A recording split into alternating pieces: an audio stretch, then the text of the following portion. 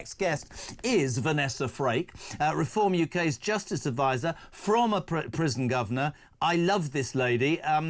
We have her on because there she is looking up. Look, you're in that position again. Vanessa Frake, look it up. Hello, I'm up here. Vanessa, here I am, yeah. Vanessa, this story today sends people mad. The government, this is the sentencing bill, which is out earlier. Earlier we had Sarah Pochin, in the Commons later rather, we had Sarah Pochin on saying that she's got 10 amendments and questions she's going to ask, because within the confines of this ridiculous sentencing bill, which is going to say, yeah, you've gone to jail 5 years, but you need to do 2, is also that the government is going to allow the early release of thousands of rapists and violence criminals. This is a disgusting look, isn't it, Vanessa Frake? Oh, look, Jeremy, you know, words fail me. How is this justice? How is this justice for, you know, the survivors and victims of crime? It's just not. You know, I think the terms of reference that were given to David Gauke by this government were to reduce prison numbers, and that's that. To put a Band-Aid on our prison system to reduce the prison numbers instead of updating our prison service, investing in our prison service. And now we see that actually what's going to happen is we are going to have more criminals in our communities. The government has pledged 700 million to the probation service. The probation officers I've spoken to have said that this is a drop in the ocean, will barely make a difference. And I think that people should be concerned. Do you know what's really interesting? We've spoken many times. I haven't spoken to you since you became Reform's UK Justice Advisor. I'll put it in layperson's terms to you. What this ridiculous sentencing bill is saying is 2 things. If you commit a crime, you'll only have to serve 30%. And at the end of the day, the idea of this government is we'll create space by getting rid of people. So I know a lot of this you'll agree with, but to me, Vanessa, it's really simple. If you commit a crime that is for 10 years or 5 years as the punishment for the crime, I think that you should go the other way and people should serve the absolute sentence they are handed down. And as for prison space, we can talk about foreign criminals, very important.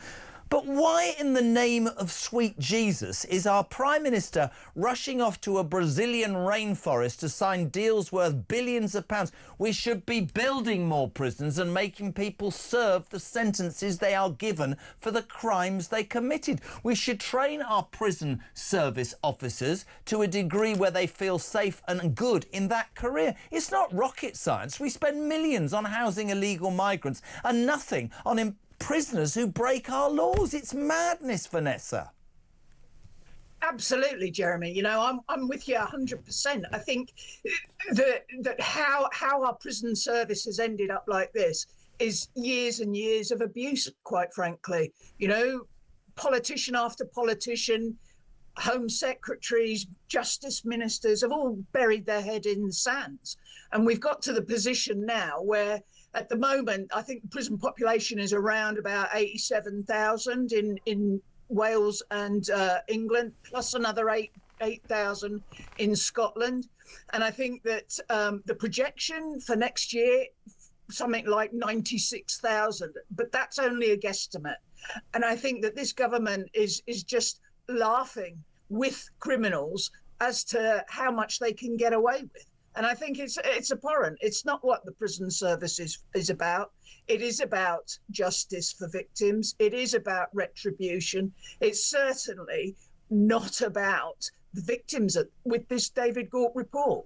I'm not sure about Gauke. I mean, he's one of those wet Tories. The problem is we all want a prison service that you know, actively encourages rehabilitation. And I've heard the arguments, oh, you know, this isn't going to work if you're put in prison and you've got no incentive. Your incentive should be to turn your life round, say sorry to society for the crime you've committed and start afresh. I don't think we should be pandering. I've never thought we should be pandering. I mean, under that sentencing bill, Sarah Pochin was telling me earlier, I think at the moment you get 12 months for if you're in possession of a knife. I could be totally wrong, so don't quote me. Under this rule, yeah, by the time your court case comes, you wouldn't go to jail, so you can carry a knife and you're not going to prison. What message does that send? It doesn't send any message at all to me, and I think we need to be We need to be tougher. We need to spend less time worrying about hurty words, and we should be talking about things that make sense to a country that's fed up of this rubbish. That's how I see it anyway, mate.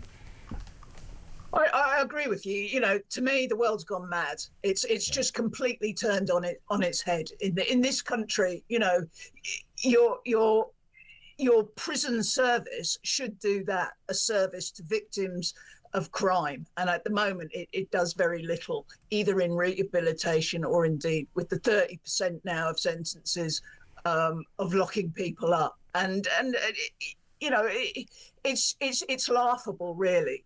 When we've got 10,777 foreign nationals in prison at the moment, the government will say over the last 12 months we've got rid of 4,800, but they haven't stopped the flow of foreign nationals coming into this country and committing crime. The way to stop foreign criminals, Keir Starmer, you numpty, is to stop people unvetted coming into this country. And whilst you run around trying to make agreements, just send these people back to their countries. Oh, no, it's not right. Their human rights won't allow them to... Sod that. Sod that. We need the space. Vanessa, you know we're on the same page, mate. It's so great to have you on, doing a great job as Reform's UK Justice Advisor, and loving, as ever, the way she stares right up at the camera. Can we just have her back very quickly to say goodbye? She stares up at the camera. Well, I've got the front door of a prison there. I want Vanessa Frake. There you are. Thank you so much for coming on. All right. Take care. Vanessa Frake, Reform UK's Justice Advisor, former prison governor. What is it?